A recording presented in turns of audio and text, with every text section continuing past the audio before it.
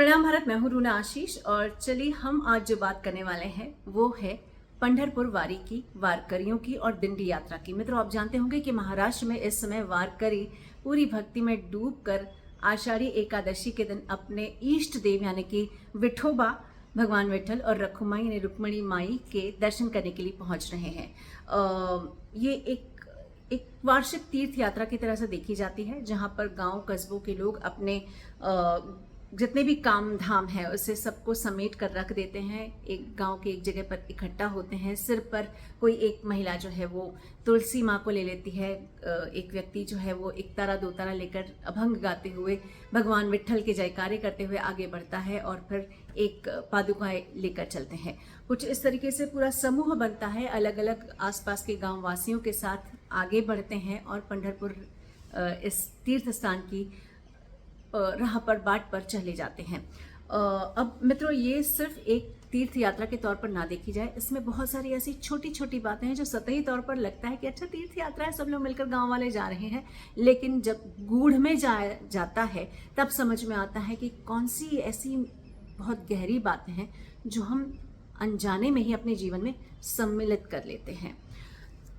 आपको याद होगा 14वीं शताब्दी के आसपास हमारे भारत पर बहुत ज़्यादा विदेशी आक्रमण हो रहे थे और लोग अपना धर्म छोड़कर डर जाते थे और धर्म की ओर से विमुख हो रहे थे।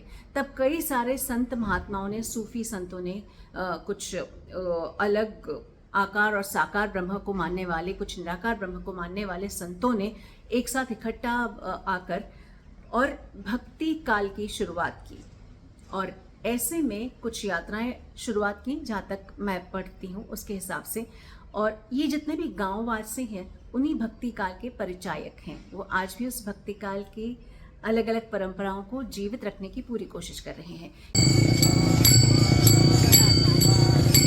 ये जो सारे गांव वाले हैं ये जाकर अपने अपने जो इष्ट संत हैं या लाड़के संत हैं उनकी पालकियों को ज्वाइन करते हैं।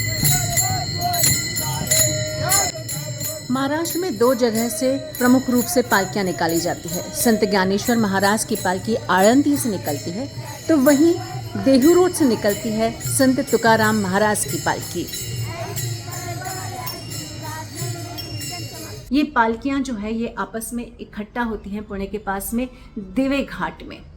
और मतलब मैं इसे जब आज तक मैं थी तो मैं इस पूरे प्रक्रिया को कवर कर चुकी हूँ, इस पूरे तीर्थ यात्रा को कवर कर चुकी हूँ और मैंने दो अलग अलग रास्तों से पालकियाँ और दिंडियाँ आते हुए एक जगह पर इकट्ठा होते हुए देखी है और बहुत बहुत अद्भुत समय था वो। लाइफ चेंजिंग एक्सपीरियंस होता है ये। और फिर ये सभी लोग इकट्ठा होते हैं, कभी हंसते गाते, कोई कंपटीशन लगाते हैं, रिंगन डालते हैं, जो अपने बैलों को लेकर तेज़ी से भाग रहे होते हैं, रथ को लेकर तेज़ी से भाग रहे होते हैं और फिर जो जीतता है वो उसको फिर विजेता घोषित किया जाता है। मस्ती मजाक सब चलता है। फिर अभंग गाए जाते हैं, भगवान विठल, भगवान हरि विठल, इन सब के भजन गाते हुए, जयकारे लगाते हुए आगे बढ़ते हैं। अब यहाँ पर मैं आपको समझाना चाहती हूँ कि कितने अलग अलग तरीके के भाव इसमें इकट्ठा होते हैं। एक तो ये सारे गांववासी अपने आसपास की जितनी भी जगह है उसको विरक्ति रखते हैं और भगवान की तरफ आसक्ति रखते हुए जाते हैं। दूसरा एक पाठ इसमें हमें ये सीखना मिलता है कि सामाजिक तौर पर एक पूजा के लिए पूरा का पूरा गांव उठकर जा रहा है और भगवान की तरफ अग्रसर हो रहा है।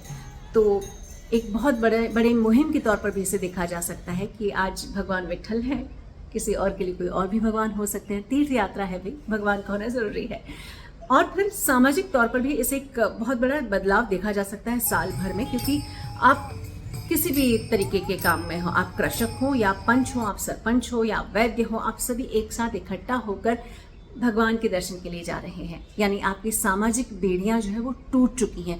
मतलब मैंने तो देखा है कि कई बार जब रात में ये यात्राएं कहीं ठहरती हैं, ये गांव के ग्रुप्स जो है कहीं ठहरते हैं, तो वहाँ पर ये लोग एक ही जगह पर बैठकर खाना खाते हैं और बिल्कुल नहीं सोचते हैं कि वो वैद्य है या वो कृषक है, बस एक साथ मिलकर खाना खाते हैं। इसमें एक और चीज़ नज़र आती है कि ये पंढरपुर वारी की तरफ जाने वाले जो दिंडी करने वाले लोग हैं वो जिस गांव से गुजरते हैं वहाँ के गांववासी उनका स्वागत करते हैं। उनके लिए खाना, पकवान, दवाइयाँ इत्यादि या फिर कपड़े, ये सब चीज़ें उनके पास ले जाकर देते हैं। इस तरीके से दो अलग अलग तरीके के लोगों के, दो अलग अलग स्थान के लोगों का समन्वय होता है और मित्रता की भावना बढ़ती है। उसके अलावा चूंकि ये एक भक्ति की बात है तो ये संस्कृति को तो दर्शाता ही है, ये साहित्य को भी दर्शाता है, क्योंकि भक्ति काल की मैं बात कर ही चुकी हूँ। हमारे हिंदी साहित्य में भी मैंने भक्ति काल पढ़ा हुआ है। इसमें अभंग गाए जाते हैं जो कि साहित्य से उठाई गई कुछ भजन है, कुछ ऐसी पंक्तियां हैं जैसे वो निर्बाध रूप से गाया जाता है। तो ये एक तरीके से साहित्य का भी परिचायक होते हैं।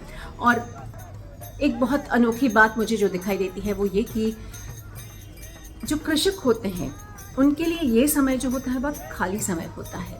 ये लोग बहुत मेहनतकश होते हैं, वरना कौन पैदल इतने किलोमीटर्स की यात्रा को करने के लिए जाएगा, पूरे परिवार के साथ जाएगा। छोटे होते हैं, कुछ बूढ़े लोग होते हैं, दादा दादी तक के उम्र के मैंने लोग देखे हुए हैं इसमें, और कुछ तो कुछ महीनों के बच्चे भी मैंने देखे हुए हैं इस यात्रा के लिए।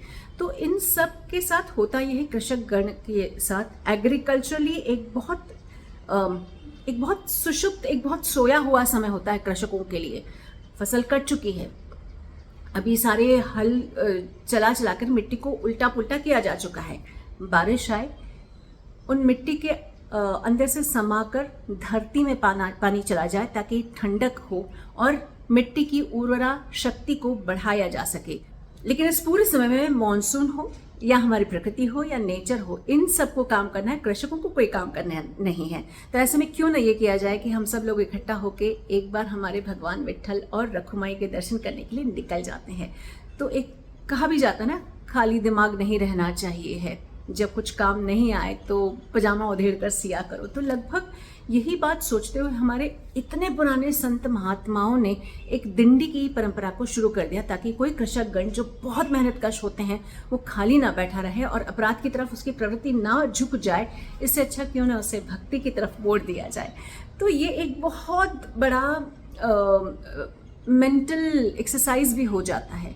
भगवान का नाम लेते हैं तो कोई भी उसमें शामिल होने के लिए तैयार हो जाता है। ये सब बात रखते हुए, समझते हुए ये लोग जाते हैं और भगवान विट्ठल के दर्शन करने के लिए। आषाढ़ी एकादशी जैसे ही लगती है, ये लोग सुबह तड़के उठते हैं, शायद सूर्योदय के भी पहले उठ जाते हैं, और फिर चंद्रभागा नदी वहाँ पर स्नान करते हैं, आते हैं, भगवान विट्ठल की पूजा करते हैं और फिर धन्य होकर लौट जाते हैं अपने गाँव की तरफ। और फिर भगवान आशीर्वाद के तौर पर मॉनसून तो देता ही इन कृषकों को, इन गांव वासियों को, ताकि पूरा साल भर फल फूल सके।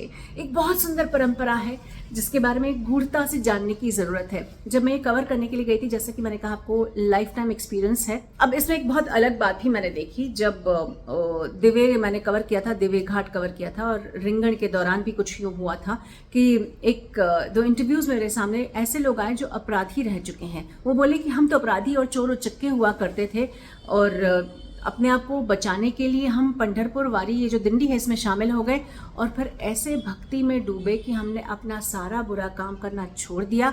अब हम सब भगवान की भक्ति करना चाहते हैं और अब मेरी परचून की दुकान है, या अब मैं गांव में इस तरीके का काम करता हूँ। यानी ये लोगों को बदलने की भी शक्ति रखता है।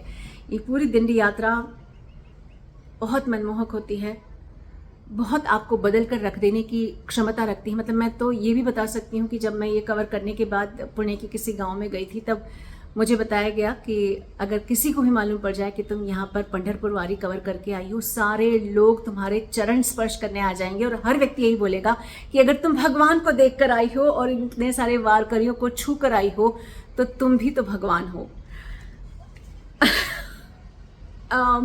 शब्द नहीं बचते हैं, आपको भगवान का दर्जा दे दिया जाता है और आपको मालूम भी नहीं पड़ता है। तो मुझे तो ये लगता है कि जब भी मौका पड़े आप पंढरपुर वारी एक बार ज़रूर देखकर ही आ जाइए। चलकर आ जाएंगे तो बहुत अच्छी बात है, पूरी शुरुआत से लेकर अंत तक कर लेंगे। यानी कि आषाढ़ शुक्ल एकादशी से शुरू होकर जो आषाढ़ी एकादशी तक चलती है, अगर आप उस तक पहुंच जाएंगे तब तो आप अपने जीवन में अंतर देख लेंगे।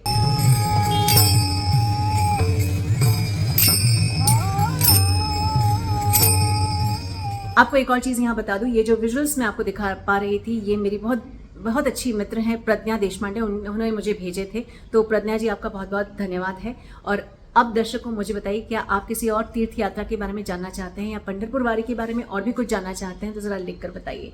प्रणाम भारत, जय हिंद।